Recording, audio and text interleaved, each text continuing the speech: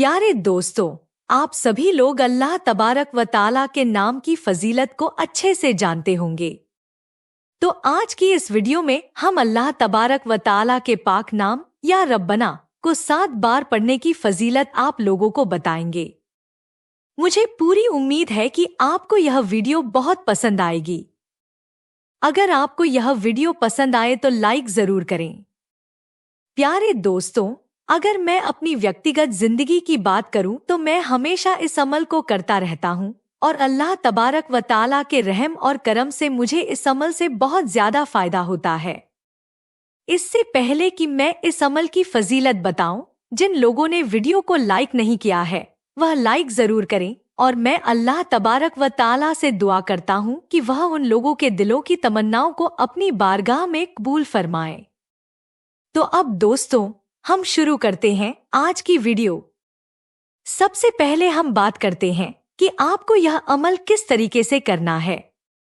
तो प्यारे दोस्तों, मैं आपको बताता हूं कि आप लोग इस अमल को दिन में किसी भी वक्त कर सकते हैं। सिर्फ 7 बार आपको अल्लाह तबारक व ताला का नाम पढ़ना है। मैं तो इसे हर नमाज के बाद करता हूं, लेकिन आप लोग कभी भी इसे कर सकते हैं। बेहतर है कि आप अपनी जिंदगी में जितनी भी नमाजें अदा करें, उन सभी नमाजों को अदा करने के बाद यानी नमाज पढ़ने के बाद आप लोग 3 बार पहले दरूद शरीफ पढ़ें और फिर जैसा कि आप लोग अपनी स्क्रीन पर देख रहे हैं, या अल्लाह तबारक व ताला का नाम या रब्बना या रब्बना या रब्बना या रब्बना या रब्बना या रब्बना या रब्बना, इस तरीके से 7 बार पढ़ें और फिर 3 बार अंत में दरूद शरीफ पढ़ें। वही दरूद शरीफ जो आपने पहले पढ़ा था। बस इतना ही इस वजीफे को करना है। अब आप लोग इसकी फजीलत के बारे में जरूर जानना चाहेंगे।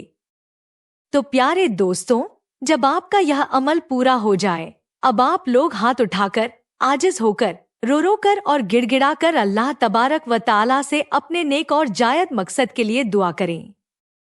इस अमल की बरकत से इंशाअल्लाह तबारक व ताला आप लोग जो भी दुआ करेंगे वह कबूल होगी। अब आप लोग सोच रहे होंगे कि हम कितने दिन तक इस अमल को करें। तो मैं आपको बताता हूं, आपको इस अमल को अपनी जिंदगी का हिस्सा बना लेना है। जब भी आपको कोई मुसीबत आए तब आप इस अमल को करें। जब भी आपको कोई खुशियां मिले तब भी इस अमल को करें।